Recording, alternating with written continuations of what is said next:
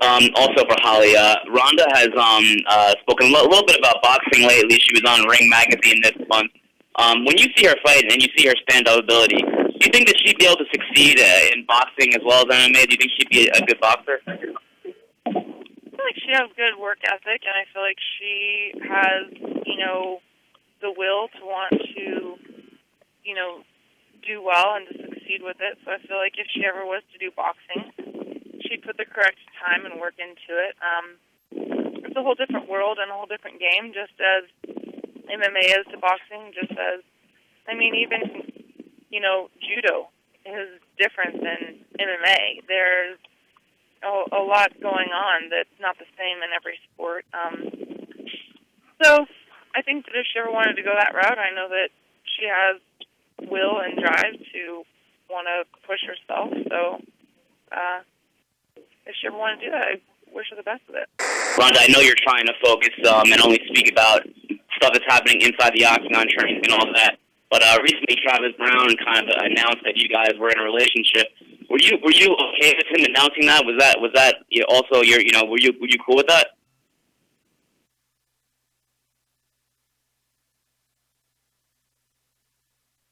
Hello? Hello? And I'm sorry, it looks like Ronda's line is just disconnected. And for Joanna Champion, again, what do you make of Valerie's performances in the UFC so far, and what do you think of her run up to this title challenge against you? I honestly, I watched her last fight against Marina Moros, and she did very well. She almost knocked her out in the first round. So I supposed to beat Valerie for what she did in Krakow. She just had a big mouth, and but she wasn't ready for a fight with me. So Valerie just beat her in last fight. So she did well. She's a very good striker. And I'm happy that I'm gonna face Valerie, before she did very well. So she's the right person, And Valerie, your response to Joanna saying you're not ready for her? Maybe she's gonna have a bad surprise on November 14th. I feel like I improved from my fights from Jessica Rakoczy to Moros, but I feel like I improved 10 times more already between my fight from Moros to now. So I just can't wait to put it all there and to show what I'm capable of, and I just hope I'm going to be able to put everything I've been working on in that fight. Thank you very much, and good luck to everyone in your fights. Well, one more. Can I say something? But I'm not Marina Moros, and I'm not Rakoczy. I'm Joanna Champion. I know you're a great fighter, Joanna. There's no doubt about it. Good. That's good. Yeah. All right. Keep it in your mind. All right, guys. Don't worry about that. Guys, this is Dave Sholler jumping in. I know you're afraid already. Guys, this is Dave Sholler jumping in. I know. We probably tried to come. Wanted to let you know that we are continuing to work on getting Ronda's line reconnected. We are currently experiencing a technical difficulty. Hey, question for Holly. Wondering what you thought of that UFC 193 promo with you as a kid, and wondering, how they did. Did they nail it?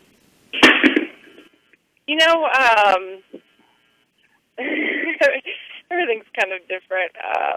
I did to say that there's people that are just, oh my gosh, that's the best promo ever. People that have been around film for a long time, and they just really love it.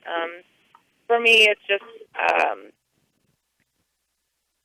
stuff like that. To me, is only awesome if it's a victory. I'm just focusing on the fight. A lot of that stuff. I'll look back on it later and enjoy it, I guess. But right now, I'm just more eyes on the prize. I do the best I can to try and stay out of dealing with a lot of social media and a lot of things like that. I probably should actually do better at it. I appreciate that they put so much into it, and I think that the response on it has been awesome. A lot of people really, really loved it. So I think it's awesome that they did a promo like that. But like I said, all that doesn't mean anything unless I do well. So I've just been focusing on the fight, and that's it. I've been the underdog more than once, and that's fine with me. Every day in training, I'm up against, great training partners. Every day is a test for me, so I don't mind being an underdog. It's, I think the last time that I really felt coming in as an underdog was a couple years ago. I'd been knocked out cold by the French champion Anne-Sophie Matisse, and she had 21 out of her 24 wins were by KO and hadn't lost in 17 years, and she had just knocked me out. And I took the rematch with her because I believed I could beat her. And a lot of people thought I was crazy for doing that. And it was a huge thing that I took on, but I was able to get in there and avenge my loss and beat her. There's been times I've had to face, opposition like that and have to believe in myself to get in there. And I've done it before, but those times are when the victory is even better. The more that you go through for a fight and the more challenge that you're up against, the better the victory is. There was a video several years ago of you training with Jon Jones at the gym. I'm wondering if you've done any of that recently and if he's given you any advice. Yeah, it's not like we'll shadow box a little bit and we'll kind of throw kicks and punches at each other. Obviously, he's not going to be, sparring with me like he would with the big heavyweights. But we have the same coaches. We have the same team, and I love to hear his input because he's obviously been able to take what our coaches teach and put it together perfectly. And so I love to hear his input on it, and he has been very helpful and very instrumental in this fight camp. So, a lot of things that sometimes he'll just brainstorm on that works really well for me, and he's been great. Been a great help. I mean, how so? How has he been helpful in terms of how to beat somebody like Ronda? There's been times where he might even just come to my mitt session and have some ideas on things that he feels works with my fighting style and just ideas that he has.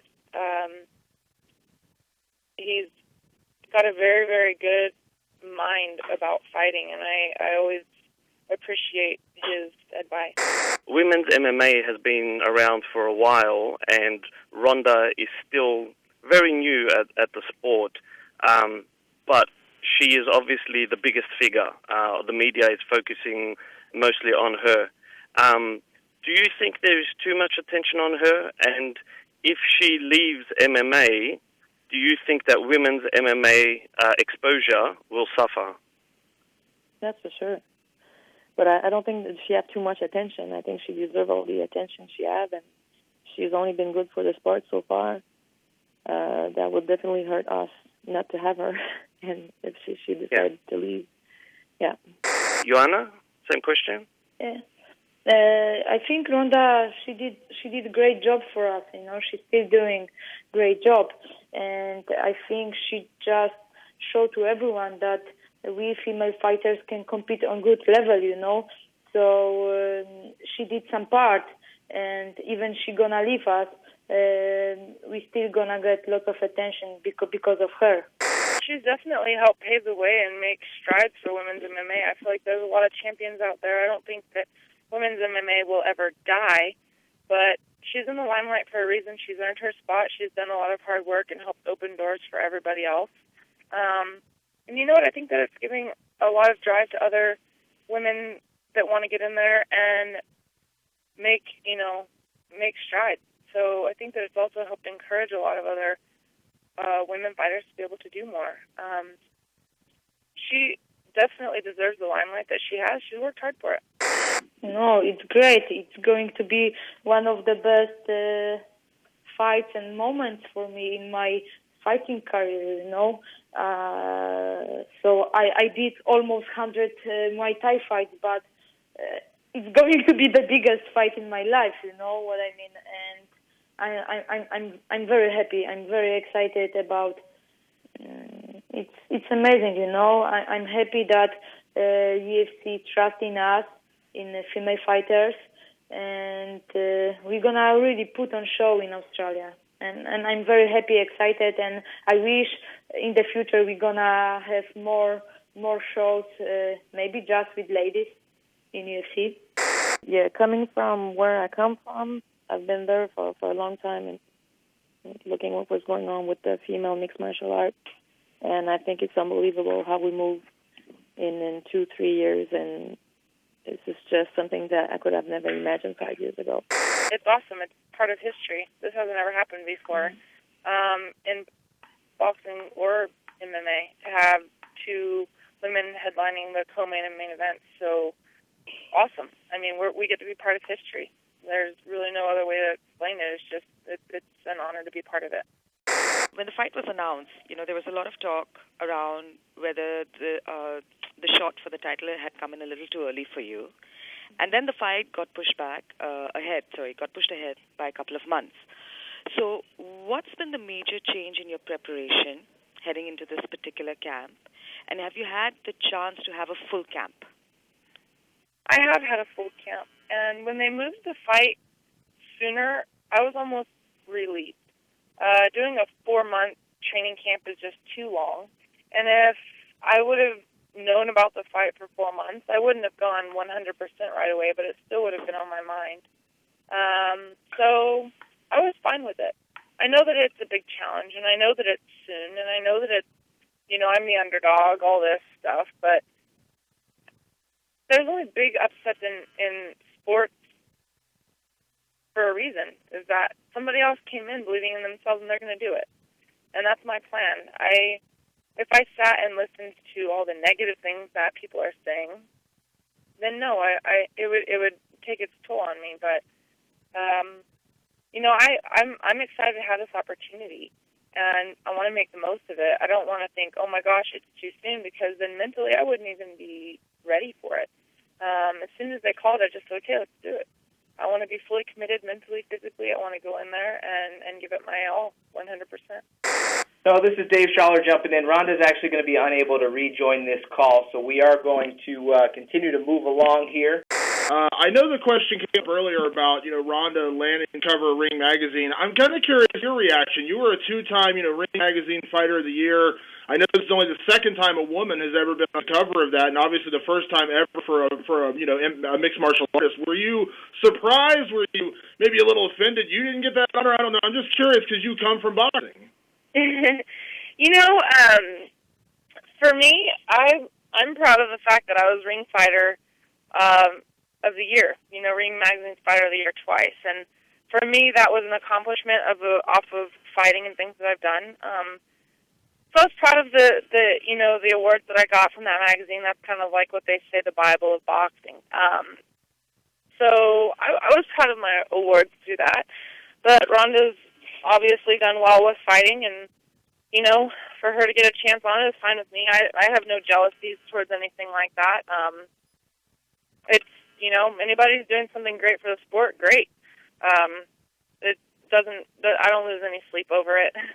The smallest venue that you've competed in, the smallest crowd that you've fought in front of, maybe the little shadiest venue, anything like that, just as a bit of a comparison to what you'll be experiencing next month.